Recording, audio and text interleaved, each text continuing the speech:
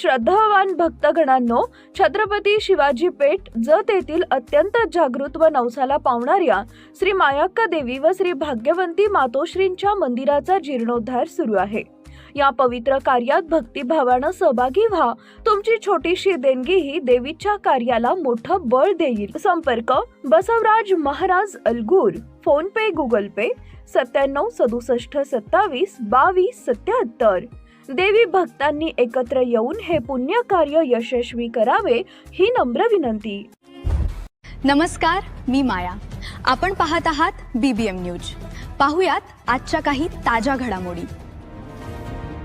आजच्या सोहळ्यासाठी उपस्थित आहेत त्यांच्या शुभ हस्ते, त्याचबरोबर देवभूमी जतचे भाग्यविधाते माननीय आमदार गोपीचंद पडळकर साहेब, माजी मंत्री माननीय सदाभाऊ खोत साहेब, याचबरोबर नगराध्यक्ष देवभूमी जत नगर परिषद डॉक्टर रवींद्र आरळी सर, उपनगराध्यक्ष विक्रमजी ताट, मुख्याधिकारी श्री लक्ष्मण राठोड सर, प्रांताधिकारी श्री अजय कुमार नष्टे सर, तहसीलदार माननीय प्रवीणजी धनोरकर सर, या सर्वांच्या शुभ हस्ते दीप प्रज्वलित करून आपण या समारंभाचा आरंभ करणार आहोत। यानंतर राष्ट्रगीत आणि महाराष्ट्र गीत होईल। सर्वांनी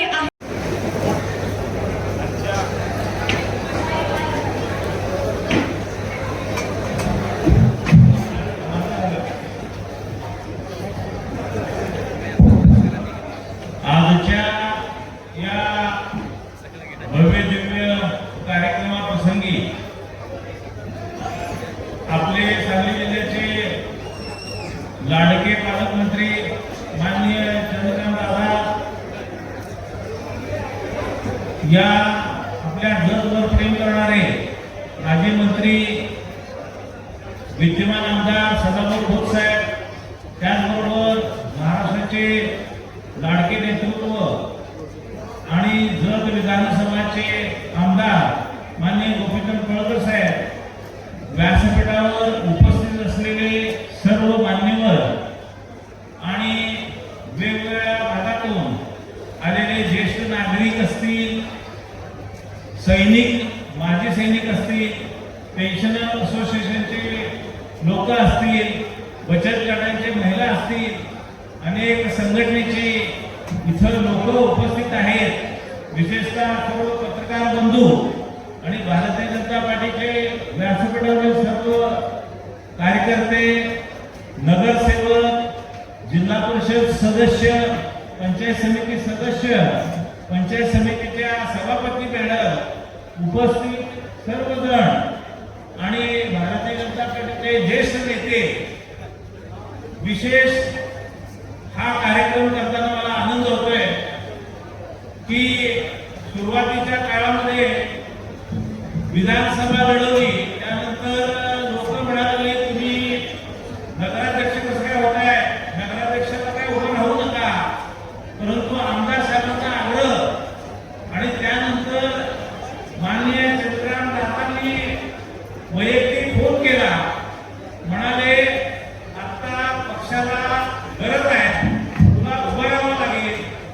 मी इच्छा नसताना उभं राहिलो आणि मान्य आमदारांनी सर्वांच्या तुमच्या प्रयत्नानं नगराध्यक्ष म्हणून निवडून पण आलो आणि आता मला आनंद असा होतोय की गेल्या वर्ष संपायच्या आतमध्ये आपण ज्या ज्या गोष्टी ब्ल्यू प्रिंटमध्ये सांगितल्या गेल्या होत्या त्या सध्या पूर्ण होताना दिसत आहे। याचा मला मनस्वी आनंद होतोय आणि नगराध्यक्ष झाल्याचं मला अगदी आनंद म्हणजे समाधान होतोय की आपण इथं आपलं पायगुण असे ना, लोकांचं सहकार्य असे ना, एक मोठ्या पद्धतीचं कार्य इथं आपण उभं करू शकतोय।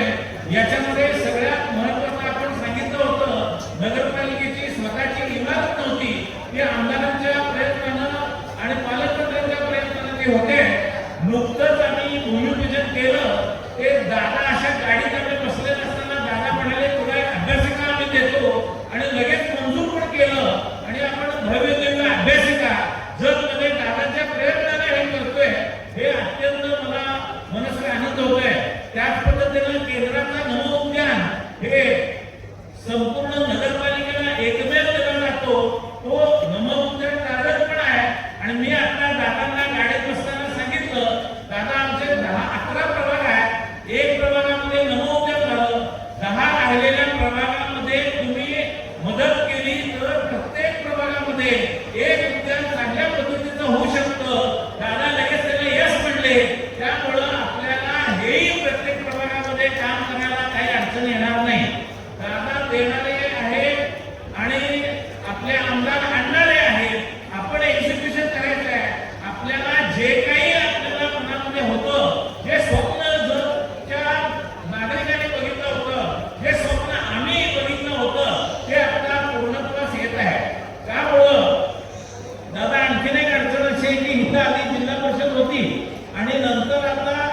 नगरपालिका झाली, इथल्या अंगणवाडी सेविकांसाठी सुद्धा एक भरीव निधी येणं गरजेचं आहे. कारण खूप त्या अंगणवाडी ताई सातत्यानं भेटतायत, त्यांच्या इमारती दुरुस्त नाही आहेत, त्यांच्या काचा फुटलेल्या आहेत, लहान मुलं तिथं धोकादायक इमारतीत काम करतायत. दादाने जर मनावर घेतलं तर अंगणवाडी सेविकांसाठी सुद्धा भरीव निधी आपल्या या जत शहरासाठी यायची गरज आहे. त्याचबरोबर अनेक जे काही गरजेच्या गोष्टी आहेत त्या आम्ही दादाच्या पुढे सातत्यानं मांडत जाऊ. आमदार फंडातून तालुक्यासाठी प्रचंड मोठा विकास त्यांच्या त्या भाषणात ते सांगतील. पुढच्या कार्यक्रमाला त्याला जायचं असल्या कारणानं फारसा वेळ घेत नाही. युवा पिढी पण मोठ्या प्रमाणात तिथं आहे, त्याला आपण झेंजी म्हणतो. हे सगळी लोक या जतच्या उत्साहामध्ये सहभागी झाले. अनेक डॉक्टर मंडळी पण इथे आलेले आहेत. या सगळ्यांचा पॉझिटिव्ह हे ताकद आल्यामुळं आपण असे कार्यक्रम वारंवार घेऊया आणि जत शहर नव्हे जत तालुक्याचा काय करण्याचा जो आमदारांचा शब्द बांधलेला आहे त्याला आपण सातत्यानं सहकार्य करूया. आणि न भूतो न भविष्यते जत हे जे अनुशेष आहे तो सगळा भरून काढून आपण जतचा झेंडा अख्ख्या महाराष्ट्रात फडकूया असे मी माझे विचार मांडतो. थांबतो. जय हिंद, जय महाराष्ट्र. हॅलो, खूप धन्यवाद. त्यांच्या शुभ हस्ते या ठिकाणी जत नगर परिषद इमारत असेल, अभ्यासिका वर्ग, नमो गार्डन, विधानसभा परिणाम कार्यालय अशा वेगवेगळ्या विकास कामाचं उद्घाटन या ठिकाणी संपन्न झालं. या कार्यक्रमासाठी उपस्थित असलेले अध्यक्ष सरकारी लढाऊ नेते जत तालुक्याचे आमदार आदरणीय गोपीचंद पडळकर, नगराध्यक्ष डॉक्टर रवींद्र आले, पंचायत समिती सभापती अर्चना पाटील, उपसभापती रवी ढोले, नगराध्यक्ष विक्रम तसेच सर्व जिल्हा परिषद सदस्य, पंचायत समिती सदस्य, प्रांतायत आयुक्त नेते, तहसीलदार नगर परिषदचे शिव राठोड आणि आदरणीय व्यासपीठ जमलेल्या शेतकरी भवन, तरुण मित्रांनो, माझ्या भगिनी आणि पत्रकार, खऱ्या अर्थानं जत तालुक्यामध्ये आमदार गोपीचंद पडळकर यांच्या झेंड्यावरती या जत तालुक्याचा विकासाचा झेंडा तुम्ही दिला आणि तुमच्या लक्षात आलं असेल की 50 वर्षामध्ये जेवढा विकास झाला नाही तेवढा या 2 वर्षामध्ये महायुतीच्या माध्यमातून गोपीचंद पडळकरांनी या ठिकाणी तालुक्यामध्ये विकास केलेला आपल्याला पाहायला. आणि विकासाची तंत्री मोठी आहे. जर नगर परिषद पाणी पुरवठा योजना 87 कोटी रुपयांची मार्गे लावली आणि या जत शहराला चांगलं स्वच्छ पिण्याचं पाणी मिळालं पाहिजे ही भूमिका त्यांनी घेतली. दुसऱ्या बाजूला पुण्यश्लोक अहिल्याबाई होळकर यांच्या नावानं जतमध्ये प्राणी संग्रहालय निर्माण व्हावं यासाठी 100 कोटी रुपयाचा निधी त्यांनी मंजूर केला. पंचायत समिती प्रशासकीय इमारत 15 कोटी, नगर परिषदेची इमारत 10 कोटी, जत परिवाराच्या 7 कोटी, कार्यालयासाठी नमो गार्डन 1 कोटी, नगर परिषद अभ्यासिका 1 कोटी आणि या तालुक्यामध्ये ब वर्गामध्ये 9 मंदिरांना 45 कोटी रुपयाचा निधी त्यांनी या ठिकाणी मंजूर करून आणला. गाव पातळीवरती रस्ते जर ते उद्यान रस्ता 500 कोटीचा असे अनेक कामं गाव पातळीवरती गावातले रस्ते असतील, वेगवेगळे गावामध्ये पाणी पुरवठ्याच्या साठी स्रोत किंवा होत असलेलं काम असेल, शाळा खोल्या असतील, तलाठी कार्यालय असतील, जिल्हा परिषदेच्या शाळेच्या खोल्या असतील किंवा या जत भागाला मी दुष्काळ मुक्त करणार आहे आणि जत भागातल्या या माझ्या मतदारसंघातल्या शेतकरी मायमाऊलीच्या हातातला मला कोयता खाली ठेवायचा आहे ही भूमिका घेऊन खऱ्या अर्थानं या तालुक्यामध्ये आमदार गोपीचंद पडळकर काम करतात. एक गोष्ट आपल्याला मला सांगावीशी वाटते की माझी जातची भूमी ही कष्टाळू भूमी आहे. या भूमीतला शेतकरी शेतमजूर हा दुष्काळाशी दोन हात करत आहे. या भूमीतला माझा तरुण देशाची सेवा बदलत आहे.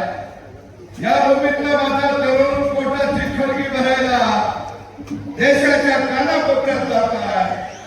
पण या माझ्या मतदारसंघातील तरुणाला मला इथं हाताला काम घ्यायचं आहे म्हणून MIDC सुद्धा मंजूर करण्याचं काम हे गोपीचंद पडळकर यांनी केलं.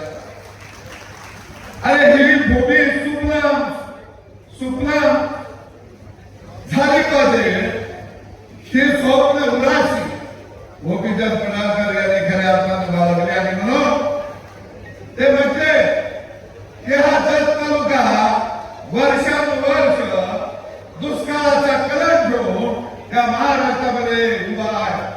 पण मला 5 वर्षामध्ये माझा हा जत तालुका मला दुष्काळ मुक्त तालुका करायचा आहे हे भावना मनामध्ये ठेवून ते काम करायला. खऱ्या अर्थानं या भूमीमध्ये आपल्या लक्षात नाही बळशेतगाव देवी मंदिर याच भूमीमध्ये धर्मा देवी मंदिर याच भूमीमध्ये या भूमीमध्ये यल्लामा देवीचं मंदिर याच भूमीमध्ये श्री विडंबे सिद्ध मंदिर सुद्धा याच भूमीमध्ये संतीर्थ मंदिर सुद्धा याच भूमीमध्ये ब्रह्मनाथ मंदिर याच भूमीमध्ये केसराय मंदिर सुद्धा याच भूमीमध्ये करी ब्रह्मदेव याच भूमीमध्ये माळी सीतादेव याच भूमीमध्ये काळ भैरव देव याच भूमीमध्ये आहे. विजय विठ्ठल मंदिर याच भूमीमध्ये आहे. भैरवनाथ मंदिर देव या भूमीमध्ये आहे. सिद्धनाथ जोगेश्वर याच भूमीमध्ये आहे. विश्वनाथ सिद्धेश्वर याच भूमीमध्ये आहे. सीतामणी देवी याच भूमीमध्ये आहे. अंबाबाचा देवी मंदिर याच भूमीमध्ये आहे. आणि म्हणून ही भूमी आदिशक्ती मर्दुबाई मंदिर याच भूमीमध्ये आहे. अरे म्हणून गोपीचंद पडळकर म्हणतोय जत तालुका ही देवभूमी आहे, ही देवांची भूमी आहे. अरे यात वाईट काय? अरे माझी भूमी देवाची आहे, ही माझी भूमी पवित्र आहे. हे म्हणणं पाप आहे का? हे म्हणणं शाप आहे का? अरे तर ही भूमी माझी देवाची आहे, देवासारखी आहे. आणि या देवाच्या भूमीमध्ये राबणारी माणसं माझे देवासारखे आहे. आणि हे गोपीचंद म्हणतोय आणि काय लोक काय म्हणत आहे ही भूमी देवभूमी म्हणू नका. अरे ह्या राक्षसांना काय कळणार आहे देवभूमी काय असते, देव काय असते. सैतानाला देव कळत नाही, बकासुराला देव कळत नाही, राक्षसांना देव कळत नाही.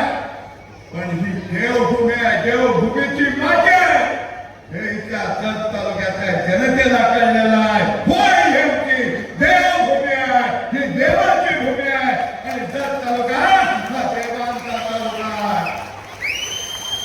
अरे हे या महाराष्ट्रामध्ये सांगण्याचं काम, या महाराष्ट्राच्या कानाकोपऱ्यात सांगण्याचं काम गोपीचंद पडळकर यांनी केलं. जत तालुका ही दुष्काळाची भूमी नाही, तर जत तालुका ही देवाची भूमी आहे, देवाची भूमी आहे. हे ठणकावून गोपीचंद पडळकर यांनी सांगितलं. आणि म्हणून आजच्या या कार्यक्रमाच्या निमित्तानं मी त्यांना धन्यवाद या जिल्ह्याचे पालकमंत्री आमच्या आदर्श दारांनी खऱ्या अर्थानं या तालुक्याला अपूर्ण पाणी सिंचन योजना असतील, पिण्याच्या पाण्याची योजना असतील किंवा वेगवेगळे विकासाचे कारण असतील ते निर्माण करून देण्याचं काम हे दादाने खऱ्या अर्थाने आमच्या पाठीशी उभा राहून केलेलं. मी या ठिकाणी पडळकर साहेबांना आठवण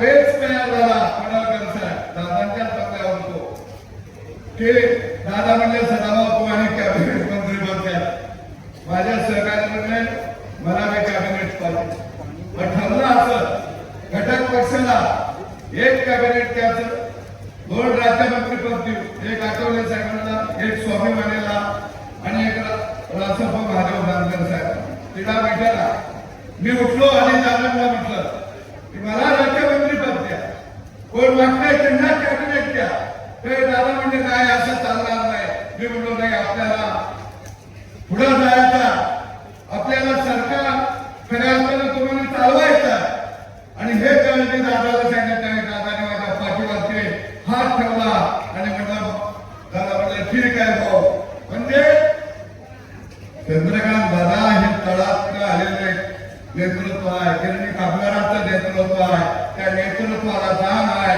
गावगाड्यातली माणसं गोपीचंद पडळकर असेल ना तर सदाभाऊ असेल यांच्या पाठीवर आपल्याला हात ठेवावा लागेल कारण ही लढणारी माणसं आहेत ही झुंजणारी माणसं आहेत आणि म्हणून पडळकर साहेबांनी जे जे मागितलं चंद्रकांत दादांना जे जे मागितलं ते दादांनी मुक्त हस्ते देण्याचं काम खऱ्या अर्थानं पडळकर साहेबांना आतापर्यंत त्याला करत आले निश्चितपणानं एक संयमी नेतृत्व बनून अत्यासू नेतृत्व बनून या जिल्ह्याचे ते पालकमंत्री झाल्यानंतर मला या जिल्ह्यासाठी काय करता येईल जिल्ह्याच्या विकासाचं विजन काय असलं हे डोळ्यासमोर ठेवून दादा या ठिकाणी खऱ्या अर्थानं काम करत दादा कमी बोलतात टीका टिप्पणी कमी करतात पण दादांचा स्वभाव मला माहित आहे ते कमी बोलतात टीका टिप्पणी कमी करतात पण टप्प्यात आल्यावर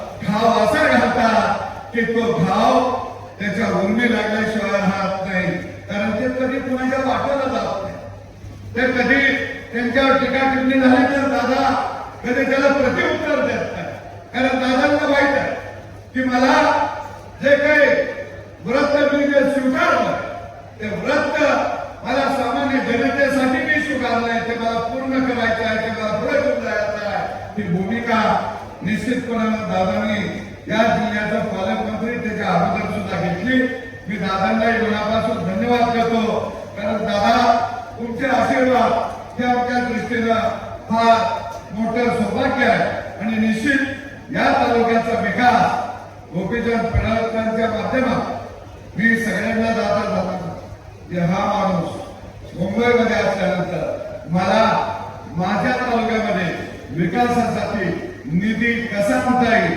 माझ्या तालुक्याचा विकास मला कसा करता येईल याच्या पलीकडे या माणसाच्या डोक्यामध्ये काही असत नाही आणि म्हणून मी सांगतो की जत तालुक्याला मिळालेला गोपीचंद पडळकर हा हिरा आहे आणि हा हिरा असाच चमकत राहिला अशी अपेक्षा व्यक्त करतो इतर सांगतो धन्यवाद त्यानंतर देवभूमी जतचे आमदार माननीय गोपीचंद पडळकर बातमी आणि जाहिरातीसाठी आमच्या चॅनलला लाईक आणि सबस्क्राईब करा धन्यवाद.